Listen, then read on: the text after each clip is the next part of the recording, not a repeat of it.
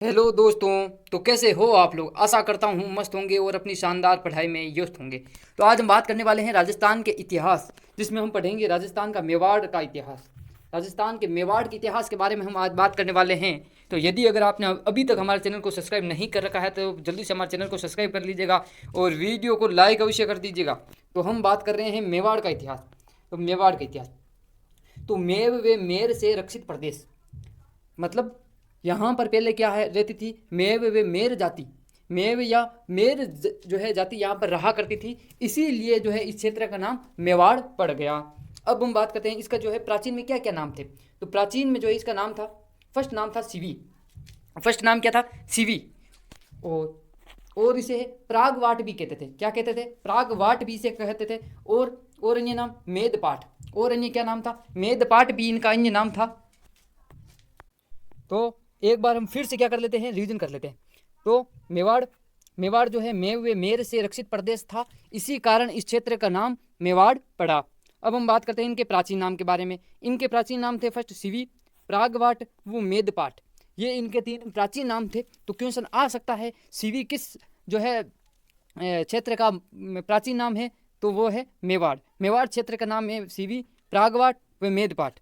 अब हम आगे बढ़ते हैं। पहले इस क्षेत्र पर मेव एवं मेर जाति का अधिकार होने के कारण इसे मेदपाट या मेवाड़ कहा जाने लगा। वह पूरे संसार में सर्वाधिक प्राचीन राजवंश मेवाड़ राजवंश था। सबसे प्राचीन जो है राजवंश है वो मेवाड़ राजवंश है। वो केवल भारत का ही नहीं, केवल राजस्थान का ही नहीं, बल्कि पूरे संसार का जो है सबसे प्राचीन राजवंश कौन सा राजवंश है? मेवाड़ राजवंश। तो क्वेश्चन आ सकता है सबसे प्राचीन राजवंश कौन सा था? तो कौन सा है? मेवाड़ राजवंश। तो अब हम बात करते हैं मेवाड़ राजवंश में गुहिल राजवंश की। किसकी बात करते हैं? गुहिल राजवंश की। तो हम आपको बता दें कि जो है गुहिल राजवंश था वो 566 ईस्वी से लगाकर 19वीं सदी तक, 19वीं 20वीं सदी तक जो है गुहिल वंश ने राज किया। अब आप सोच रहे होंगे कैसे भाई? तो मैं आपको बता दूं, गुहिल वंश था ना, गुहिल वंश जो है दो शाखाओं में बंट गया। एक था सिसोदिया और दूसरा कौन सा था? रावल, रावल शाखा। कौन सी? रावल शाखा। तो यह है सिसोदिया और रावल शाखा, दो शाखाओं में बंट गया था गुहिल वंश। तो हम इस प्रकार से कह सकते हैं कि जो सिसोदिया वंश है वो गुहिल का ही वंशज ही है। ठीक है। तो इस प्रकार अब हम आगे बात करते हैं गुहिल वंश के बारे में, डिटेल से बात करेंगे। तो यदि अगर आपने अभी तक हमारे चैनल को सब्सक्राइब नहीं किया है तो जल्दी से हमारे चैनल को सब्सक्राइब कर लीजिएगा, क्योंकि हम वीडियो में जो है डिटेल से हम बात करेंगे, पूरा इतिहास पढ़ाएंगे और उस इतिहास में पूरी डिटेल से हम बात करेंगे। एक भी जो है क्वेश्चन छूटा तो हमारा संकल्प टूटा के सिद्धांत पर हम चलेंगे। तो मेवाड़ में है गुहिल या गुहिदत्य ने गुहिल वंश की नींव रखी। तो किसने रखी? क्वेश्चन पूछ सकता है। तो किसने रखी? गुहिल व गुहादित्य ने। मतलब गुहिल का ही अन्य नाम क्या था? गुहादित्य। कब? 566 ईस्वी में गुहिल वंश की नींव गुहादित्य ने रखी थी। और यह कुश के जो है वंशज माने जाते हैं। अब ये कुश कौन है? तो राम के दो पुत्र थे, लव और कुश। तो उसी कुश के जो है वंशज माने जाते हैं गुहिल वंश। ठीक है। अब हम बात करते हैं, मेवाड़ महाराणा हिंदुआ सूरज कहलाते थे।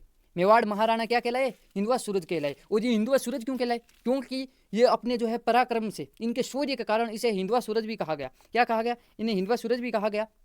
क्वेश्चन बन सकता है कि हिंदुआ सूरज जो है किस राजवंश को कहा गया? तो मेवाड़ के महाराणाओं को क्या कहा गया?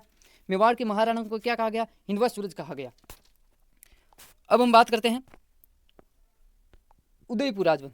उदयपुर राज चिन्ह में एक अंकित शब्द है, मतलब एक चिन्ह है, एक शब्द है, दृढ़ राखे धर्म को ती ही राखे करताल। दृढ़ राखे धर्म को ती ही राखे करताल। इसका मतलब होता है जो धर्म पर दृढ़ रहता है वे स्वयं में ही स्पष्ट होता है। कहने का मतलब है कि जो युक्ति धर्म की रक्षा करता है उसी की क्या करता है? धर्म उसकी रक्षा करता है। तात्पर्य ये हुआ है, क्यों? तात्पर्य ये है कि व्यक्ति को अपने धर्म की क्या करनी चाहिए? रक्षा करनी चाहिए, अपने धर्म का पालन करना चाहिए, अपने धर्म के अनुसार कार्य करना चाहिए। और यदि आप धर्म का पालन नहीं करोगे तो आपका जो है विनाश होने वाला है, आपका पतन अवश्य हो जाएगा अगर आप अपने धर्म का जो है पालन नहीं कर रहे हो। तो इसका मतलब यही हुआ कि दृढ़ राखे धर्म को होती ही राखे करतार। तो ये क्वेश्चन बन सकता है कि दृढ़ राखे धर्म को होती ही राखे करतार यह किस जो है किस राजवंश का जो है चिन्ह है, राज चिन्ह है? तो यह है उदयपुर के जो है मेवाड़ राजाओं का राज चिन्ह था। दृढ़ राखे धर्म को होती ही राखे करतार। यदि आप अपने धर्म को दृढ़ नहीं रखते हो तो धर्म आपको जो है पतन कर देगा, आपका विनाश कर देगा, आपका जो है विनाश निश्चित है। अब हम बात करते हैं गुहिल वंश की जो है राजधानी कौन सी थी? नागदा थी। खूब बार क्वेश्चन आ रखा है कि गुहिल वंश की राजधानी क्या थी, तो गुहिल वंश की राजधानी नागदा थी। और गुहादित्य के बाद में बप्पा रावल मेवाड़ का प्रतापी राजा बना, ठीक है ना। हाँ, ऐसे तो गुहादित्य के बाद में खूब सारे राजाएं हैं, हम सभी राजाओं के बारे में कभी नहीं पढ़ सकते हैं, ठीक है। जो राजा संघर्ष करके अपने शौर्य को, अपने कीर्तिमान को चारों तरफ फैलाया है, उसी के बारे में हम पढ़ेंगे। क्योंकि इस दुनिया पर जो है खूब राजा आए, खूब गए, परंतु जिसने अपनी कीर्तिमान स्थापित की उसको इतिहास हमेशा याद रखता है। तो इससे हम यही प्रेरणा ले सकते हैं कि हमें भी अगर कठिन रास्ता चुनना पड़े और तो हमें हमेशा कठिन रास्ता को ही चुनिएगा, ताकि इतिहास आपको भी याद रखेंगे। तो एक बार हम फिर से क्या कर लेते हैं, एक बार रिवीजन कर लेते हैं। तो दोस्तों हम जिग-जैग विधि से पढ़ेंगे। कौन सी विधि से? जिग-जैग विधि से। हम आज भी नहीं बल्कि कभी भी पढ़ो, आप जिग-जैग विधि से ही पढ़ा करो, ताकि जो हम पूर्व अनुभवों वे नवीन जो है ज्ञान से हम क्या कर बैलेंस करके जो है अगर हम पढ़ेंगे तो निश्चित रूप से हमें सफलता अवश्य मिलेगी, और याद भी जो है लंबे टाइम तक रहेगा। तो हम बात करते हैं मेवाड़ जो है मेर से रक्षित क्षेत्र था, और इसका प्राचीन नाम क्या था? सीवी था, प्रागवाट था, मेदपाट था। क्या था? सीवी था, प्रागवाट था, मेदपाट था। खूब बार क्वेश्चन आ रखे, खूब बार कि प्राचीन जो है मेवाड़ का प्राचीन नाम क्या था? तो सीवी, प्रागवाट व मेदपाट था। पहले इस क्षेत्र पर मेव एवं मेर जाति का अधिकार होने के कारण इसका नाम मेदपाट व मेवाड़ पड़ा। पूरे संसार में सर्वाधिक प्राचीन राजवंश मेवाड़ राजवंश था। गुहिल वंश जो है, गुहादित्य ने गुहिल वंश की नींव रखी, 566 ईस्वी में रखी। यह कुश के वंशज थे, और मेवाड़ महाराणाओं को हिंदुआ सूरज कहा जाता था। क्या? हिंदुआ सूरज, वो अपने सूर्य और पराक्रम से हिंदुआ सूरज कहलाए। और इनका एक राज चिन्ह था, राज चिन्ह में अंकित एक शब्द था, दृढ़ राखे धर्म को तिहि राखे करतार। दृढ़ राखे धर्म को तिहि राखे करतार, मतलब जो धर्म पर दृढ़ रहता है वह स्वयं स्पष्ट होता है, स्वयं जो है कीर्तिमान होता है। गुहिल वंश की राजधानी नागदा थी, और गुहादित्य के बाद बप्पा रावल जो है मेवाड़ का प्रतापी शासक बना। अब हम बात करते हैं बप्पा रावल के बारे में। किसके बारे में? बप्पा रावल के बारे में हम बात करेंगे। पिता इनके कौन थे? महेंद्र सेकंड इनके जो है पिता का नाम था। खूब बार क्वेश्चन में आ भी सकता है कि बप्पा रावल को जो है बप्पा रावल, कभी कभी बप्पा रावल भी आपको देखने को मिल सकता है। तो बप्पा रावल जो था 734 ईस्वी से 753 ईस्वी में इन्होंने शासन किया, और पिता का नाम महेंद्र द्वितीय था। क्या था? पिता का नाम महेंद्र द्वितीय था, और इनका मूल नाम कालभोज था। मूल नाम क्या था? कालभोज था। क्यों सुना सकता है कि कालभोज किसका मूल नाम था? तो वह बप्पा रावल का। किसका? बप्पा रावल को। बप्पा रावल का जो है यहाँ पर शायद कभी कभार बप्पा भी आ जाता है, कभी कभार बापा भी आ जाता है, ठीक है ना। और मूल नाम कालभोज था। तो क्वेश्चन बन सकता है कि कालभोज किसका जो है किसका मूल नाम था? तो वह बप्पा रावल का था। और इनके इष्ट देव कौन थे? एकलिंग जी थे। एकलिंग जी जो थे इनके इष्ट देव थे, और एकलिंग जी का जो है एक पुजारी था, उसका नाम था हरित ऋषि। एकलिंग जी का जो है एक पुजारी था जिसका नाम था हरित ऋषि। उसी के आशीर्वाद से 734 ईस्वी में बप्पा रावल ने जो है मौर्य राजा मानमोरी से चित्तौड़ का दुर्ग जीता था। क्वेश्चन आ सकता है कि किसके आशीर्वाद से? तो हरित ऋषि के आशीर्वाद से। सन 734 ईस्वी में बप्पा रावल ने मौर्य राजा मानमोरी, किसे? राजा मानमोरी से जो है चित्तौड़ का दुर्ग जीता था। और इनकी मृत्यु कहाँ हुई? मृत्यु कहाँ हुई थी? राजधानी नागदा में। जो मेवाड़ की पहले राजधानी थी नागदा, उसी में उनकी मृत्यु हो गई थी। और बप्पा रावल के बाद में अल्लट के समय जो है मेवाड़ की बड़ी उन्नति हुई। किसके समय में? अल्लट के समय में जो है मेवाड़ की बहुत ज़्यादा उन्नति हुई। अब हम एक बार वापस रिवीजन कर लेते हैं बप्पा रावल के बारे में। बप्पा रावल 734 ईस्वी में से 753 ईस्वी तक पिता थे महेंद्र द्वितीय। पिता का नाम महेंद्र द्वितीय था। क्वेश्चन बहुत ही महत्वपूर्ण, हमने एक भी जो है क्वेश्चन छोड़ा नहीं है आपके लिए।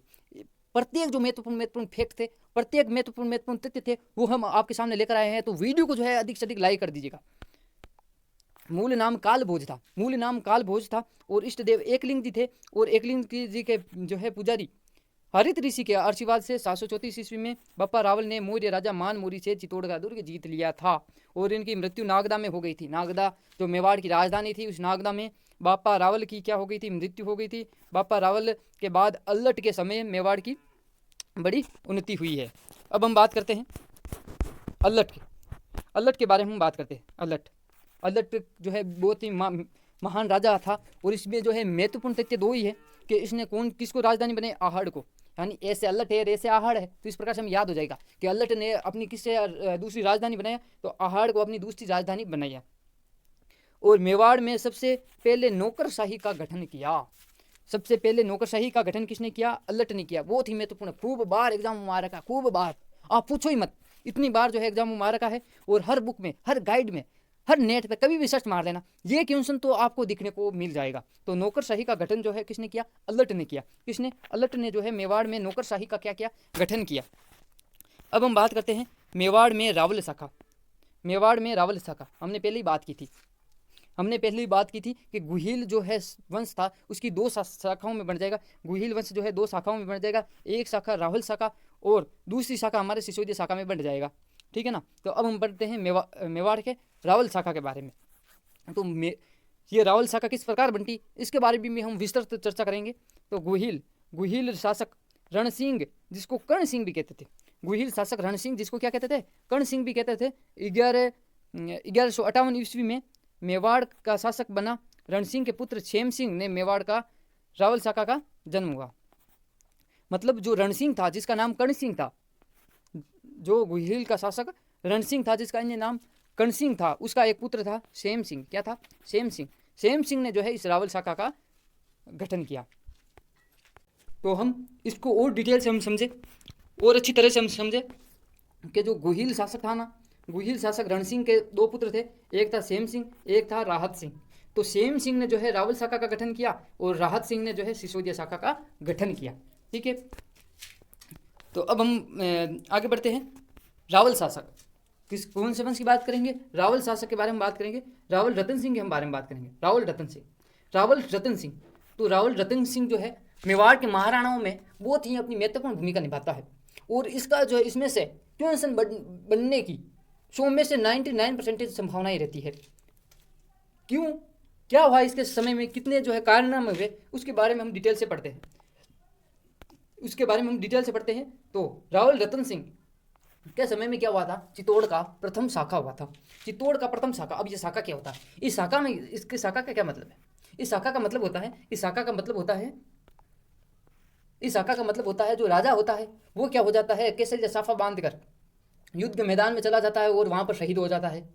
और वहाँ की जो महारानी होती है वो क्या कर लेती है, जौहर कर लेती है। जौहर का मतलब होता है आग में जो है, अग्निकुंड में जो है अपने आप को जला लेती है, अपने दासियों सहित जो है अग्निकुंड में चली जाती है, इसे जौहर कहते हैं। तो जौहर प्लस जो है महाराजा शहीद हो जाते हैं, महाराजा केसरिया कर लेते हैं। केसरिया करने का मतलब होता है महाराजा क्या कर लेते हैं, शहीद हो जाते हैं। केसरिया वस्त्र धारण करके जो युद्ध में उतरते हैं, केसरिया साफा पहनकर।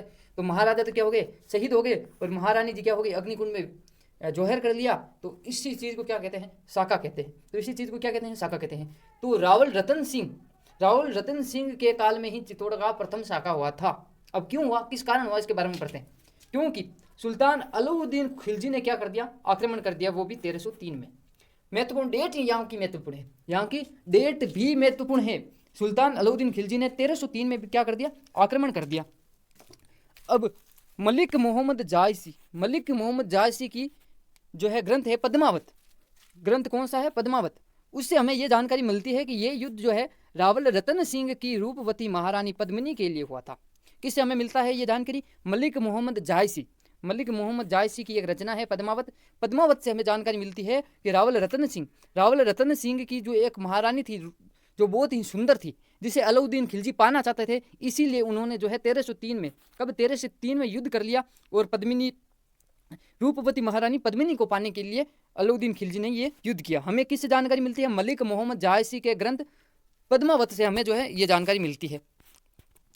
अब हम बात करते हैं कि रानी पद्मिनी। अब ये रानी पद्मिनी कौन थी, तो रानी पद्मिनी सिंहल देश के राजा गंधर्व सेन की पुत्री थी। क्वेश्चन आ सकता है कि ये किसकी पुत्री थी, तो यह है राजा गंधर्व सेन की। यह राजा गंधर्व सेन की पुत्री थी।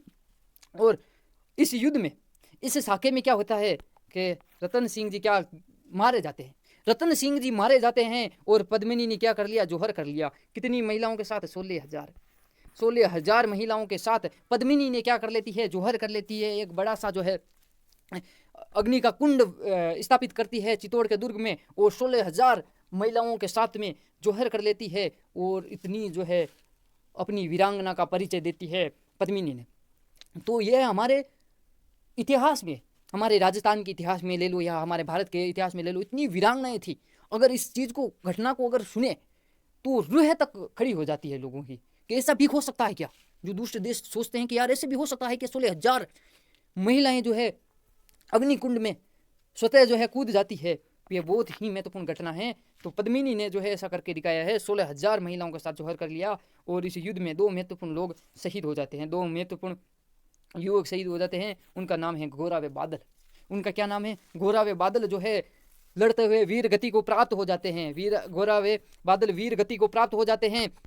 परंतु अलाउद्दीन खिलजी को फिर भी शर्म नहीं आती है, ठीक है ना। इतना सब कुछ होने के बाद भी अलाउद्दीन को शर्म नहीं आती है। और अलाउद्दीन खिलजी क्या कर लेता है, चित्तौड़ किले पर क्या कर लेता है, चित्तौड़ किले पर जो है जीत कर अपने पुत्र खिज्र खां को सौंप कर उसका नाम खिज्राबाद ही रख देता है। क्या रख देता है? उसका नाम खिज्राबाद रख देता है। और यह चित्तौड़ का क्या था? प्रथम शाखा था। यह चित्तौड़ का क्या? प्रथम शाखा था।